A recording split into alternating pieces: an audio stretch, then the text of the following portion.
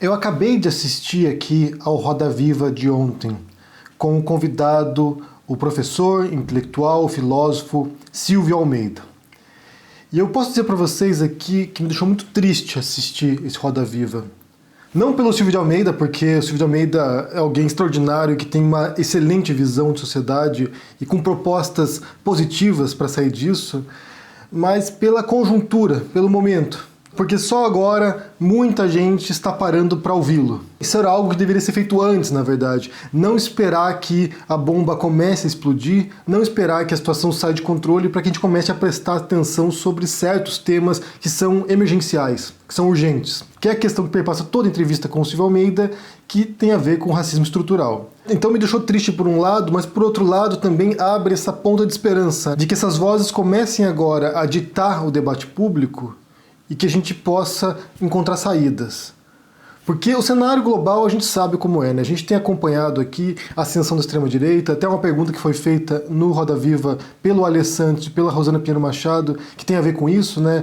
Como essa luta antirracista se encaixa na ascensão da extrema-direita, que é um movimento global que surge a partir de vários ressentimentos que estavam ali incubados, tem a ver com racismo, tem a ver com misoginia, machismo, tem a ver com xenofobia, tem a ver com preconceitos religiosos, ou seja, são várias energias, são várias forças que estavam latentes, ou que estavam até explícitas muitas vezes, mas que encontram, sabe, a oportunidade ideal para poder se manifestar. Então, por um lado, você tem um intelectual como Silvio Almeida, e por outro lado, você tem um governo e intelectuais, entre aspas, aqui eu vou botar muitas aspas porque são bem longe de intelectuais, mas ideólogos extremistas de direita que ditam esse retrocesso, que ditam esse obscurantismo.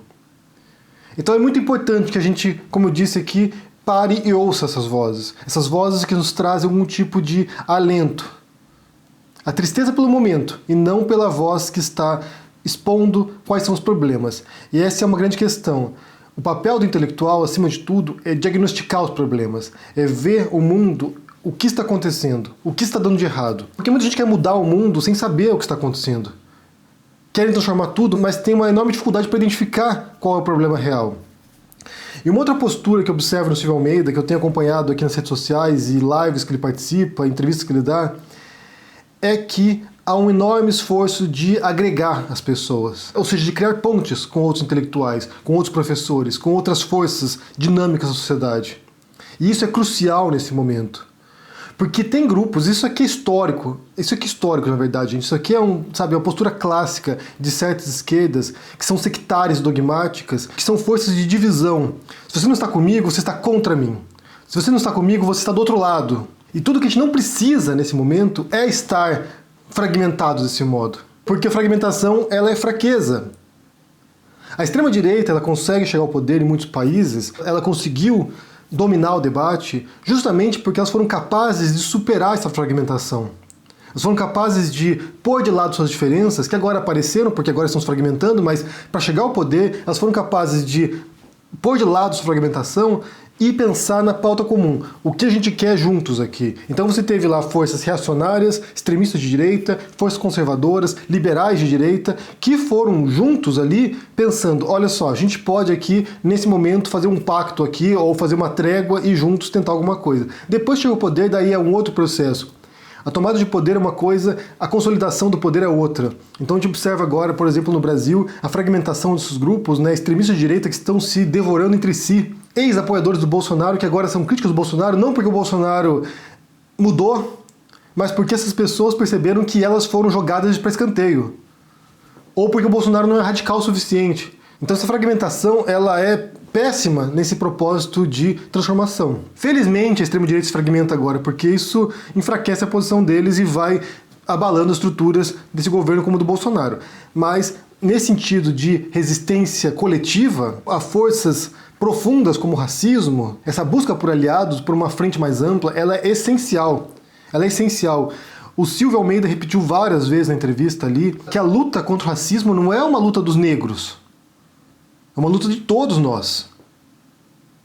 E quando a gente vê, por exemplo, essas manifestações agora pelo mundo, principalmente nos Estados Unidos, porque acho que já perdeu um pouco a atração também, mas como a gente viu nas últimas semanas, a gente observa que não é uma luta apenas dos negros. É uma luta de todos. Porque esses preconceitos que são estruturais, eles são prejudiciais para toda a sociedade.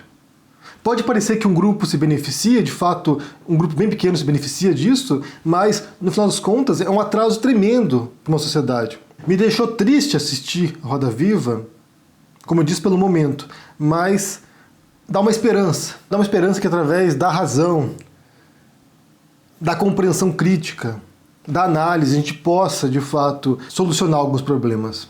A gente possa levar as pessoas, outras pessoas, a refletirem sobre isso. E tem um ponto ali, bem no final quase, que chamam o Silvio de filósofo, ele diz que não é filósofo, né? Que não, ele... filósofo é Platão, Sócrates. E essa é uma frase que eu ouvi muito na universidade. Eu ouvi muito, quando estudava filosofia, professores dizendo que filósofos são, sabe, esses grandes filósofos do passado. E o Silvio é um filósofo. Porque a filosofia, na minha leitura pelo menos, ser um filósofo tem a ver com a postura filosófica, com o modo como você aborda as questões, com o respeito que você tem à tradição filosófica, mas também o respeito ao pensamento crítico. Então ele é um filósofo, obviamente. E talvez seja o espaço de resgate desse termo também, porque muita gente que é filósofa, ou muita gente que tem formação em filosofia e que pode empreender esse esforço filosófico de compreensão do mundo, se recusa a esse título, se recusa a essa posição, com medo de ser taxado de pedante, de arrogante. E, por outro lado, você tem pessoas que não são filósofas, que não têm esse rigor filosófico, que não têm essa formação filosófica e que se atribuem esse termo, como faz o Olavo de Carvalho, por exemplo. Um líder de seita política e que se autoproclama filósofo. Sem formação filosófica, sem menor respeito pela tradição filosófica, sem menor respeito a um método filosófico e que vai se apropriar desse termo, enquanto os outros têm pudores. E é um pudor que é criado, na verdade, é um pudor que é transmitido já na universidade, no banco da universidade. Eu já falei isso anteriormente, se não me engano, numa conversa com o Pedro Zambarda no DCM. Chegou a hora de que pessoas que trabalham com a filosofia comecem a se arrogar esse termo também. E arrogar no sentido positivo, de puxar para si. Porque senão essa lacuna, essa brecha é dada para outros ocuparem esse espaço. E outros que não têm esses critérios. E que sentem que, ao adotar esse título, isso reveste essa pessoa com uma aura de sabedoria. E não é isso. A filosofia, assim como outras práticas, é uma profissão, é um trabalho, é um exercício reflexivo, mas é um trabalho. E também quase no final da entrevista, foi feita uma pergunta sobre as estátuas, né? Que a gente até comentou recentemente, vi sobre isso, né? Sobre a remoção de estátuas. Eu até vi uma reportagem ontem falando sobre a remoção de uma estátua que tem na frente do Museu de História Natural em Nova York, que tem uma estátua do Theodore Roosevelt, que foi um presidente norte-americano, e ele está a cavalo, Theodore Roosevelt, e ao lado dele tem a imagem de um indígena norte-americano e tem a imagem de um negro norte-americano. E agora eles vão remover essa estátua, vão pôr dentro do museu, possivelmente, alguma posição lá, vão remover essa estátua da entrada do museu, porque ela demonstra essa opressão, na verdade. E embora o Theodore Roosevelt tenha sido um exemplo nos Estados Unidos de alguém que conservou, né, de preservação ambiental, de parques nacionais, que foi um dos criadores dos parques nacionais norte-americanos, de preservação de espécies, a estátua, em particular, o modo como ela é representada, com o presidente a cavalo e o indígena e o negro do lado, demonstraria essa estrutura de opressão norte-americana. Então eles vão remover essa estátua. E esse debate está sendo feito, na verdade, né, sobre a memória coletiva. Eu até falei ontem sobre memória aqui, sobre como é importante relembrar as coisas. E tem a ver com isso, na verdade. Pode parecer contraditório, né? Pode parecer o contrário, isso de que remover estátuas é apagar o passado, mas não é isso. E foi o que o Silvio Almeida falou ali, que a história é um espaço de disputa, a história é esse conflito. E é um conflito de construção do imaginário também. É um conflito de construção do que a gente quer lembrar e como a gente quer lembrar essas coisas. Como eu já falei anteriormente, o passado é estático, o passado não vai mudar, mas a nossa leitura desse passado, o modo como a gente vai olhar para o passado e aquilo que a gente vai aprender com ele, e aquilo que a gente vai interpretar a partir dos eventos passados, muda drasticamente dependendo da época. Então, a remoção das estátuas, segundo o Silvio Almeida, é um modo de disputar, sim, a história. É um modo, sim, de você falar assim, ó, eu não aceito que você tenha aqui homenageando, porque a estátua é uma homenagem, homenageando aqui um racista, homenageando aqui um traficante de escravos, um comerciante de escravos, homenageando aqui um militar que foi criminoso de guerra, homenageando aqui um fascista. E aqui eu digo no sentido específico da palavra, né? Se você for para a Itália, por exemplo, você tem não apenas monumentos, mas você tem muito da arquitetura fascista lá e que nos remete ao período do Mussolini. Então é um espaço de conflito. E optar por remover certos monumentos ou certas estátuas que estão ali preservando a memória de um passado, no sentido positivo, de um passado de opressão, aí sim vale esse esforço de substituição disso.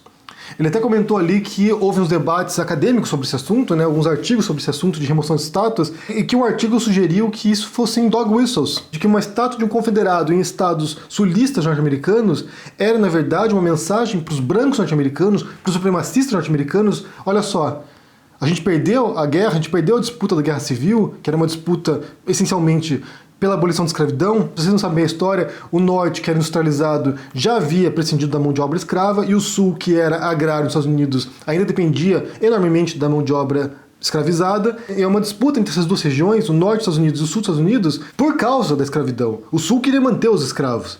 Então é uma guerra civil, o sul perde, e essas estátuas de confederados, segundo o Silvio Almeida, né, segundo esse paper que ele menciona, segundo esse artigo que ele menciona, seria uma mensagem dada para gerações futuras. Tipo, nós estamos aqui ainda. E a história é isso, na verdade. Essa lembrança é isso, né? Aquilo que a gente quer lembrar. Como eu falei ontem aqui sobre regimes repressivos, a memória da repressão é justamente para a gente não repetir isso. É justamente para a gente olhar para o passado e relembrar isso aqui. Muitos países que tiveram repressão, por exemplo, eles têm monumentos ou eles têm museus que mostram a repressão. O que acontecia? Quem foram os desaparecidos?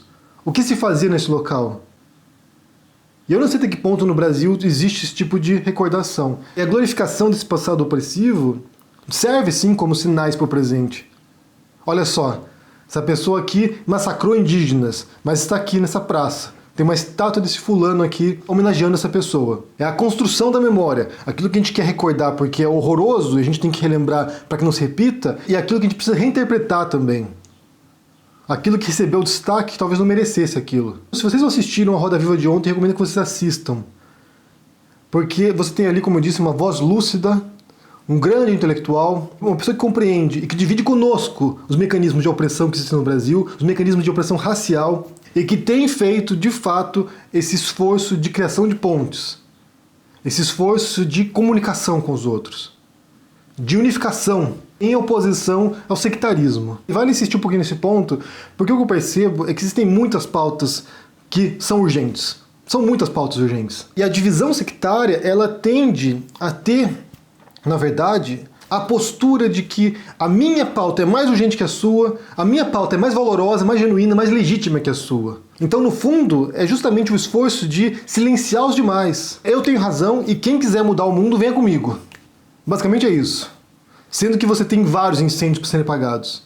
Não é apenas um incêndio, são inúmeros incêndios. Talvez em algum momento o incêndio seja mais emergencial do que outro, mas são vários incêndios ocorrendo simultaneamente. Há muitas pautas urgentes que precisam da nossa atenção e que, divididos, será muito mais difícil gerenciá-las. E eu percebo que muita gente já compreendeu a importância da unificação. Muita gente já compreendeu isso. Como a gente não pode trabalhar dividido. Que a gente não pode trabalhar de maneira sectária e dogmática. Que isso não vai levar a lugar nenhum.